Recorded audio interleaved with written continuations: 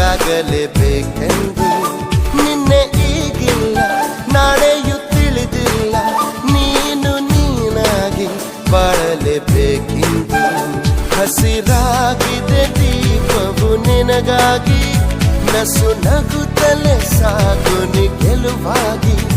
ಹೊಸ ತಂಗಾಳಿ ಹೇಳಿದೆ ಮೆಲುವಾಗಿ, ಈ ಬಾಳುಂಟು ಬಾಳುವ ಸಲುವಾಗಿ. ಕಿವಿ ಮಾತೊಂದು ಹೇಳಲೆ ನಾನಿಂದು, ದಾರಿ ನಿಂತಾಗ ಸಾಗಲೇಬೇಕೆಂದು.